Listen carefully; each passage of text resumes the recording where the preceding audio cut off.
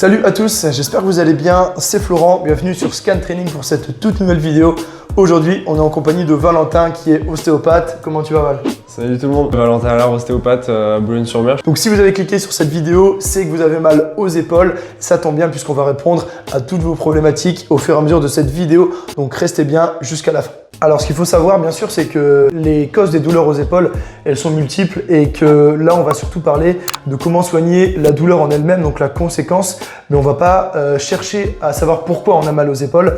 Ça peut être dû à plein de choses, ça peut être dû à un mauvais échauffement, dû à une sursollicitation, des exercices qui sont mal appropriés pour sa morpho-anatomie. Bref, ça peut être plein de choses et bien sûr c'est pas l'objet de cette vidéo, mais en tout cas sachez aussi que Val va aller dans ce sens-là aussi. Cette vidéo ne sert pas de consultation, elle ne remplace surtout pas une consultation chez un professionnel comme un ostéopathe, mais au contraire, c'est une vidéo qui est là pour vous informer, vous donner des pistes, mais bien sûr, ça ne remplace pas le métier. Donc ouais, c'est vrai qu'ostéo et surtout kiné qui travaille sur ces choses-là. La tendinopathie, dit tendinite dans le jargon, c'est vrai que c'est quelque chose qui est assez fréquent au niveau de l'épaule, parce que forcément c'est des tendons qui sont assez fragiles et il y a de la sollicitation parce qu'on passe toujours par l'épaule. Si vous avez une douleur aux épaules, de façon générale, ça vient d'un des muscles de la coiffe des rotateurs et ce qu'il faut dire c'est qu'il faut d'abord réussir à analyser quel est le muscle qui est lésé pour ensuite savoir quel traitement, on va dire, quels exercices on va lui appliquer pour essayer de le régénérer. Un peu plus, je sais pas des grosses épaules, mais tu vois, ça fait bon, ça, je vais me réchauffer un peu les mains, c'est glacé. Donc du coup, on va regarder un petit peu les muscles qu'on va travailler aujourd'hui, donc les muscles principaux au niveau de l'épaule. Donc on va commencer par le deltoïde, donc c'est vraiment le galbe de l'épaule, donc on a une partie antérieure, médiale et postérieure. Donc Flo va vous montrer un petit peu comment on bouge tout ça. Donc le premier, une flexion, une abduction donc pour le médial et une extension pour le postérieur. Donc ça c'est pour le deltoïde. Ensuite on a les muscles de l'omoplate, donc limite de dos on verra mieux. Donc le supra-épineux qui vient prendre la partie assez supérieure au niveau de l'épaule et qui va faire un mouvement d'élévation dans le plan 30 degrés au niveau de l'épaule. Et on essaye toujours d'avoir une petite pronation au niveau de la main. Voilà, tout à fait. Ensuite on part sur l'infra-épineux qui va être un petit peu plus large, juste ici, et qui va lui faire les rotations latérales au niveau de l'épaule, du coude. Voilà, super. Et le petit rond qui est juste en dessous et qui lui vient travailler un peu comme l'infra-épineux sur une rotation latérale, mais plutôt avec de l'adduction, donc ouais, à amener comme si on mangeait une pomme. Et pour finir, le subscapulaire qui prend vraiment toute la portion, mais plutôt à l'intérieur de l'omoplate, qui lui va faire une rotation interne avec une sorte de décollement au niveau de l'épaule. Cherchez. Donc là, ce qu'on va vous montrer, c'est à peu près à J+2, J+3, dès l'apparition des premières douleurs, on peut dire?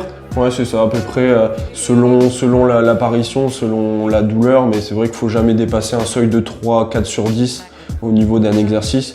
Si c'est trop, c'est qu'on a mis trop d'intensité ou c'est que c'est un peu trop tôt. Ok, très bien. Donc faut savoir qu'une tendinopathie, on va dire que la fibre va avoir une dégénérescence.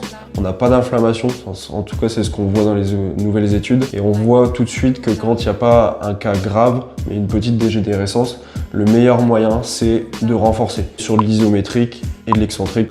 Parce que si on fait une phase de repos de 3 semaines, en fait les fibres qui sont dégénérées, elles viennent se recréer un peu anarchiquement. Donc en fait elles n'ont pas de guide, elles sont un peu perdues, donc elles vont aller à droite à gauche et il ne va pas y avoir de force directrice pour que ça aille mieux.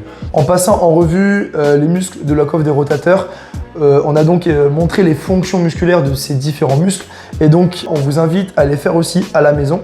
Vous avez vu, ça se fait très facilement, ça se fait tout seul. Et dès que vous avez une grosse douleur sur un de ces mouvements, tout simplement, c'est que c'est ce muscle en question qui est lésé. En gros, si j'effectue ce mouvement pour l'infra-épineux et que là, c'est vraiment horrible, ou même dans cette position ou cette position, c'est vraiment très compliqué, il y a de fortes chances que ce soit justement l'infra-épineux qui soit lésé. Et donc, vous allez appliquer ce qu'on va vous montrer juste après pour tenter de diminuer et de faire disparaître ces douleurs. Ouais, comme dit Flo, c'est vrai que chaque test a un pourcentage sur le fait qu'il y ait probablement un problème au niveau de ce muscle, mais c'est vrai qu'on n'est jamais sûr à 100%. Donc c'est pour ça que c'est bien de venir consulter, mais là on a déjà une petite piste et c'est là où on peut déjà commencer à travailler par soi-même et voir ce que ça donne. Pour le supra-épineux, ce qu'on va vous conseiller, c'est d'utiliser un élastique que vous allez mettre au niveau de votre pied. On va essayer de travailler sur cette rotation interne comme ceci et on va venir élevé, mais plus précisément, on va s'aider de l'autre main pour effectuer la concentrique, donc la montée de la répétition de manière facile, et on va contrôler la descente. Donc on est toujours sur cet axe de mouvement et on va essayer vraiment de contrôler la descente. Et là, vous allez essayer aussi d'abaisser l'épaule au maximum. Ça, c'est le premier exercice. On peut aussi le faire en isométrique, Val, c'est bien ça? Ouais, tout à fait. Sans bouger, on abaisse l'épaule et là, on le sent bien. Toujours pour le supraépineux, les abaissements d'épaule, vous allez hausser l'épaule et ensuite essayer de l'abaisser au maximum en vous concentrant sur la contraction vraiment au niveau du dos, donc au niveau du trapèze inférieur pour abaisser les omoplates. Et là, on va sentir le travail d'activation du dos qui va donc contre le fait de hausser les épaules, ce qui est souvent un problème dans le cadre des inflammations du supraépineux. Pour l'infraépineux, maintenant, ce qu'on va vous conseiller, c'est d'utiliser une toute petite bande élastique et on va essayer de l'attacher à hauteur du bras, on va dire à 90 degrés comme ceci, pour avoir vraiment la tension dans l'axe du mouvement. Donc soit vous le tenez au bout, ou soit vous pouvez aussi avoir une prise là ici en supination, vous allez sortir la poitrine, on va réaliser ce mouvement d'abduction du bras et on va essayer de serrer l'omoplate à la colonne. Donc dans l'idée, vous êtes ici, on essaie de se tenir bien droit et on va venir resserrer comme ceci pour engager au maximum l'infraépineux derrière. On peut également envisager un mouvement de rotation cubaine. Donc ici, j'ai placé mon élastique de manière à avoir un alignement lorsque j'ai mon coude là ici, enfin plutôt mon aisselle à 90 degrés et mon coude à 90 degrés. Et je vais effectuer ce mouvement vers l'arrière pour essayer justement de renforcer encore une fois l'infraépineux. On garde l'épaule basse et on amène le dos de la main vers l'arrière en essayant de bien contracter l'infraépineux justement. Et comme on a vu juste avant, on peut aussi tenir ces positions, donc soit ici, soit en L-fly, en isométrie, c'est-à-dire sans bouger. On se retrouve donc maintenant au sol pour le sous-scapulaire. Donc là, vous allez essayer d'avoir les paumes de la main vers le bas. On est complètement allongé sur le ventre. On va venir élever comme ceci les bras. Donc on effectue une extension en gardant les paumes de la main vers le bas. Et donc là, ça va venir renforcer ce muscle. Vous allez voir, c'est pas si facile. Et on peut bien sûr le faire en isométrie également. Toujours pour le sous-scapulaire, on a aussi la possibilité, donc soit avec élastique ou poulie, de travailler buste penché, donc le dos droit.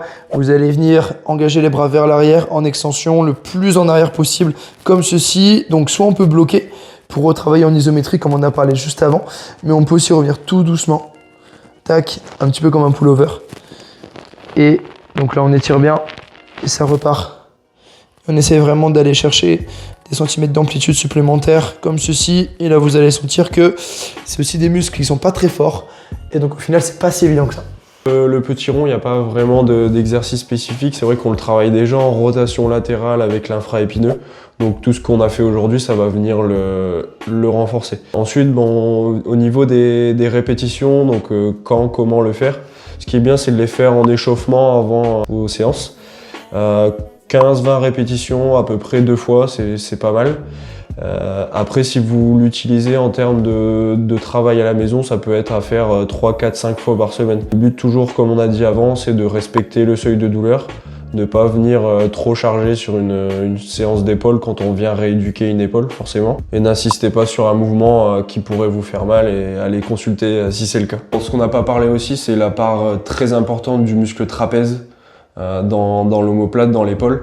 Donc forcément, c'est un muscle qu'il faut travailler aussi parce qu'une faiblesse du trapèze va emmener une compensation au niveau de l'épaule et du coup, il y a des douleurs, il y a des contraintes qui se font.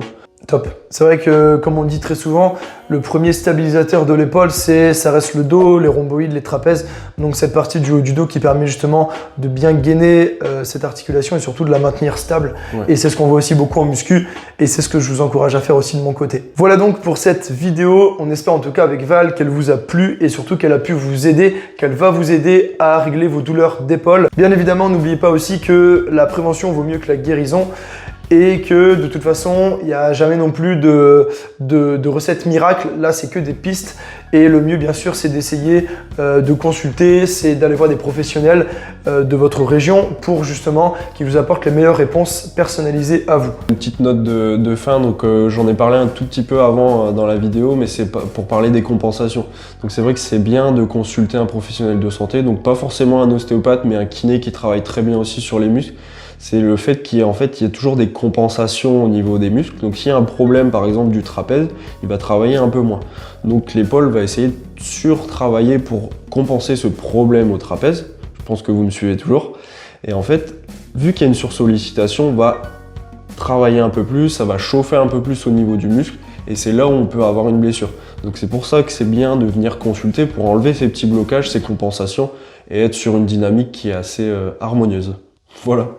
C'est super. Bien sûr, n'oubliez pas de liker cette vidéo, de la commenter pour nous donner vos impressions et nous dire si vous avez réussi à faire passer vos douleurs aux épaules. Je mets le lien de l'Instagram de Valentin directement dans la bio. Si jamais vous avez des questions à lui poser, il vous répondra avec grand plaisir. N'oubliez pas non plus, bien sûr, de vous abonner en activant la cloche de notification pour ne pas rater les prochaines vidéos. Et nous, on se dit à très vite. Val, merci encore à toi. À très vite. Salut à tous. Salut.